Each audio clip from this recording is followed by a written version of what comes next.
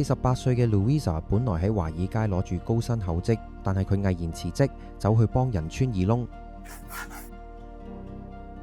原因只係想幫囡囡揾一個安全嘅地方穿耳窿。佢發現市面上可以穿耳嘅都喺信唔過嘅小店同感覺危險嘅紋身鋪，於是佢心諗，點解唔自己開一間專業又安全嘅穿耳窿服務？2017年 Louisa 開始咗 Rowan， 主打所有穿耳師都係註冊護士。一開始冇實體店，只係提供上門幫人穿耳窿，仲自家出$20一對嘅低敏耳環訂閱盒。創業初期，無數人笑佢穿耳窿都可以變生意，連投資人都話唔值得投資，但佢靠住堅持，最後成功融資。事實市場證明咗佢係啱嘅，大量家長因為安全同儀式感而幫襯。到今日 Rowan 已經有超過90間分店，800位員工。2024年營收突破$7000萬，更計劃2025年衝上1.5億。Louisa 話：最難嘅時候好多次想放棄，但每次見到顧客笑容，我就知道呢條路係值得走落去。其實創業從來都唔容易，好多時你會被人笑、